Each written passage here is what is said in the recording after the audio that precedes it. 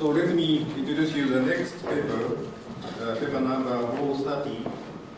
NO reduction by hydrocarbons on copper ion exchange mordenite type zeolite.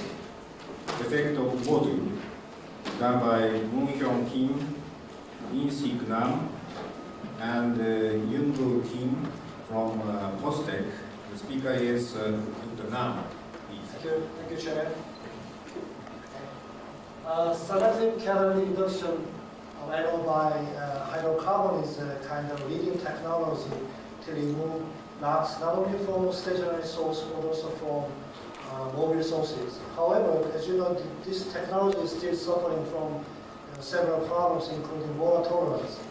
Water is commonly contained in lubricants as well as nitrogen oxide we are trying to get rid of by hydrocarbons. Most of SCR catalysts so far developed are losing their catalytic activity when the water is existing in the feed gas stream. In this study, we will examine the characteristics of copper ion exchange mordenite type zeolite to understand the effect of water on anode conversions. Okay, we are from the RCCT represents, I want to give a little commercial about our organization. It's a research center for catalytic technology in Hyeon University, which is fully sponsored by Korean Science and Foundations, designated as a center of excellence in the area of catalysis research. The director of our center is Professor Hyeon Kim, who delivered interesting speech, and after the speech so forth. And thanks for his giving the financial support for this research and giving the travel expense for these presentations. Next slide, please. Well, this is a rather overcrowded slide, but what I'm trying to say is most of the catalysts so far developed copper, GSM5, cobalt GSM5, gallium GSM5, also some of other manganese, nickels, hydrogen. All of these catalysts are losing their catalytic activity, particularly anode conversion losing because of the water when the water is existing in the feed gas stream. Except some cases in here, like alumina catalysts, they can still maintain some catalytic activity. Although at low temperature, they are losing this, their anode activity. But recently, we observed the copper ion exchange natural zeolite. When the propellant is used as a reductant, they can maintain 90% of the initial activity, although the 7.3% of water is existing in the feed gas stream. Can I have next slide? Why don't we look at the next slide, please? Why don't we look at our result in here? I have a problem with this slide. Okay, this is our result. Okay, it's anode conversion. We measure anode conversion to nitrogen, and then water content in feed gas stream. For the three different catalysts, HM is the hydrogen mordenite from PQ corporations. The CuHM is a copper ion exchange, the synthetic mordenite from PQ corporations, containing about 3.5% of copper. And this is the copper ion, which is natural zeolite from Hwang, Korea, the place, near the place where our university locates, containing about 1.8% of copper. But the copper and aluminum ratios we try to maintain very similar, about 0.5. Okay? And we used ethane. Ethylene is a reductant for this case. As you can see, if you have water in here, the HM lost 80% of their activity lost. How about CuHM? They lost lots of catalytic activity. CuNJ, it's a lot of, this is a little bit better, but still they're losing 40-50% of their catalytic activity. Okay. We changed now the reductant from ethane to propellant. Next slide, please. This is the propellant result, the same type of probe, again, HM, CuHM, and CuNJ. As you can see, HM and CuHM, both of them are the synthetic mordenite, they are losing their catalytic activity, but still 60 or 50% of activity is maintained because we use propellant as a reductant. Look at this result for here, it's a copper ion natural zeolite in here. They can maintain the 90% of the initial activity, although 15% of, more than 50% of the waters contain feed gas stream. Now, question can be raised immediately: why these catalysts did not deactivate? Why these catalysts deactivated? Also, why when we use the entire energy reductant catalytic falls down more compared to this region. Okay. Before we discuss these regions, and we look through all the literature so far. Another thing is the motivations of this research, or the good thing about this research is we have a very good catalyst which can maintain their catalytic activity.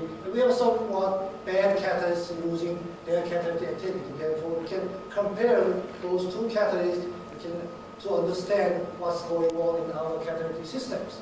Next slide, please. Okay, I will reload it. Okay. This is the literature survey we did. And particularly John Arnold's group from Air Product, they discussed the comparative assumptions between NO and water. It inhibits NO adsorption. Okay. This result is also supported by the reversibility of NO conversion. Although the water is terminated, water injection is terminated, water bubbling is terminated. Okay. And some other people, including us, also found the reversibility of NO conversion, including us. Okay. Next slide, please. Another argument they say is the formations of copper oxide on copper exchange, the geolite catalyst, like this one, by accepts. Okay. What they say is because of the formations of copper oxide from copper, and the activity is decreased, and this is really irreversible, the activity. Although we start or inject water, it didn't fully recover their catalytic activity observed by two peoples, and also this irreversible activity loss observed by these peoples too. Based upon this, the knowledge we planned our research program. So next slide, please. Okay. This is our research program. What we did is we started to characterize the deactivated catalyst by water, our catalyst, using the conventional TPD method, and also we use a spectroscopic study measuring the optical reflectance spectra in near infrared visual regions by spectrophotometer. And also we look at the effect of water on adsorption and hydrocarbon adsorption using the TPD techniques. Also we try to find out the effect of water on the side reactions such as steam reforming, and maybe the partial oxidations can be speculated. We don't want hydrocarbons can be consumed uselessly. It's not used for, we like to use the hydrocarbons for the reductions of NO. Okay, next slide, please.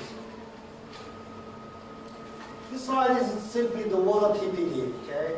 And for the three different catalysts. And this is the water evolutions from TPD, and this is the desorption temperature. Of course, we made the high temperature system to avoid the condensations of water for this TPD test. As you can see, HM, this is HM, this is CuHM, this is CuMg. As you can see, the copper ion exchange natural geolite is the most hydrophobic compared to the other catalysts. Even at this high radiation temperature, like in the 450 degrees Celsius, you couldn't find any water. Any water is not remain on this CuMg catalyst. Okay? Next slide, please. Okay, yeah. This is optical reflectance spectra measured by the spectrophotometers. Okay? This is the resolutions, and this is the wave numbers. And for the CuHM catalyst and CuMg catalyst. As you can see, strong peak around the 12,500 wave numbers. This is confirmed by A, which is the copper nitrate solutions, indicating the copper incorporating the water. Therefore, as you can see, at 12,500 wave numbers, we have all this kind of peak in here. And we measured this spectra at the room temperature, and then absorb the water at room temperature, and then increase the temperature, because that's the temperature. It's this is 100, and this is 250, 350, and then 400 and 450. As you can see, at the CuHM catalyst, even for the 450s, this is adsorption temperature. Still, you can see some spike in these regions.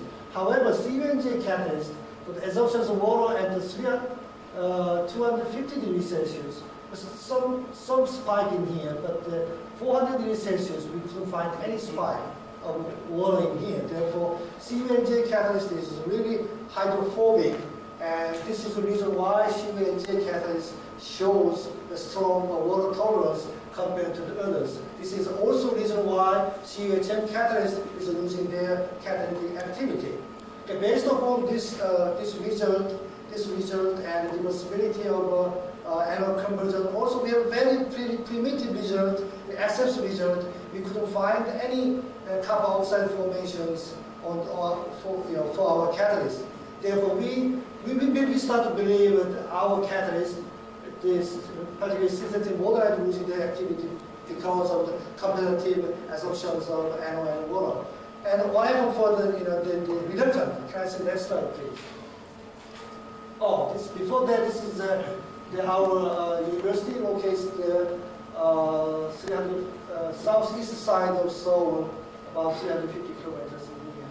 This is our university, and this is the research institute. You can see it's all the way down here. This is I think can you see this is the best furnace in here? They are the money maker for our university.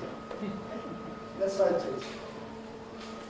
Well, this is try to show the competitive absorptions of anode alone and anode with water. But this is wrong. This should be CuHM, this is HM, and this is copper natural geolite. As you can see, without water, we can see a lot of anode is absorbed on the catalyst surface. Okay, just compare with this one there. And with water, and amount of anode absorption or desorption is very small compared to without water. Okay, this one is some of the anode is converted to the NO2, a very small amount of N2O and sometimes nitrogen. Therefore, we add them up all of nitrogen compound. This is that peak in here.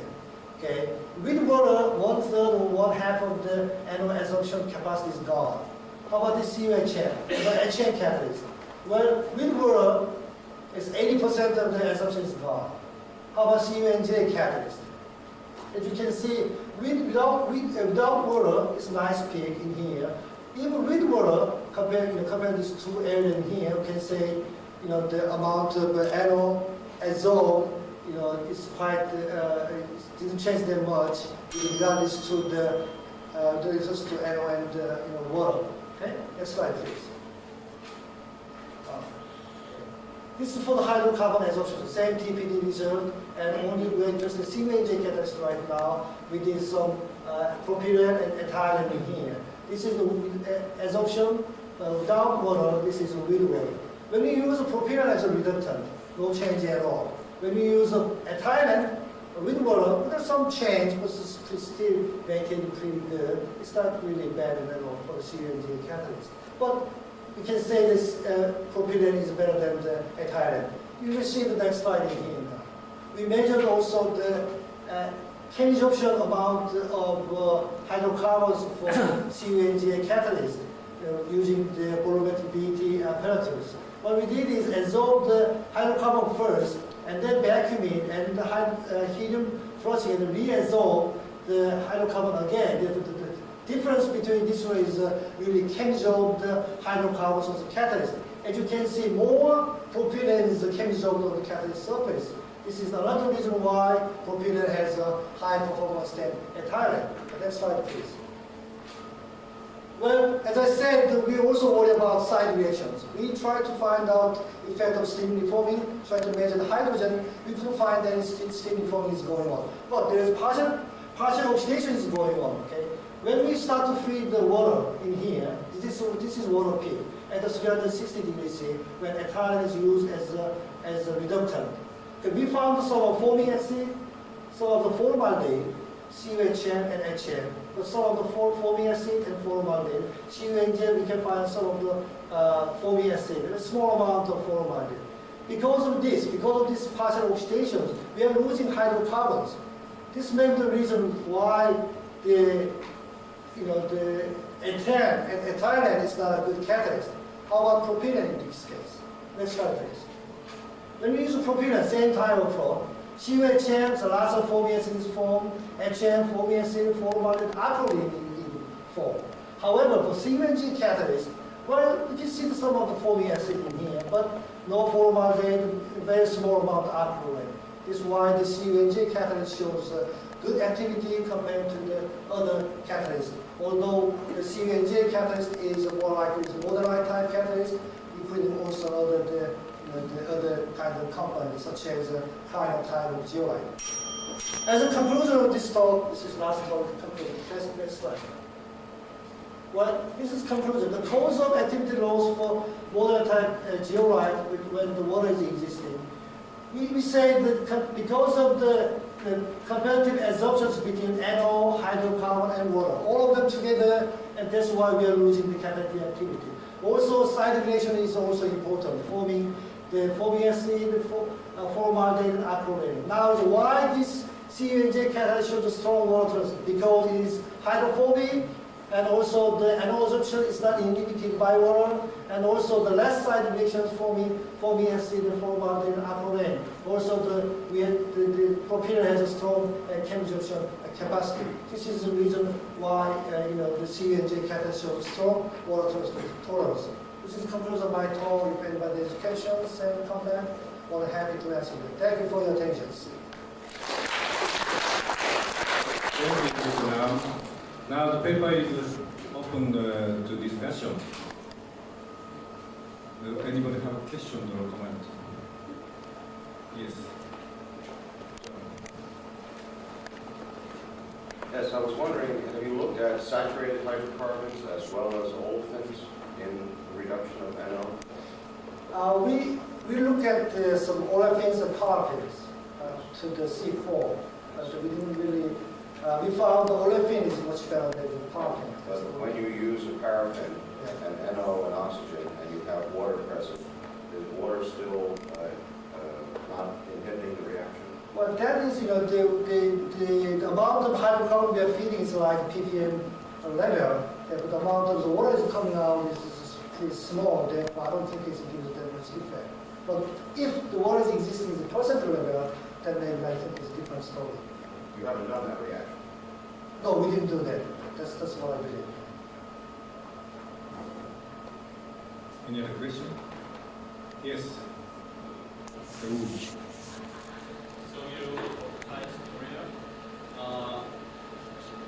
as a reductant, there is a report that also alcohol or aldehyde also good reductant. So you explained that the formation of a formic acid or formic aldehyde suppress the reaction. This was the question. How can you explain that?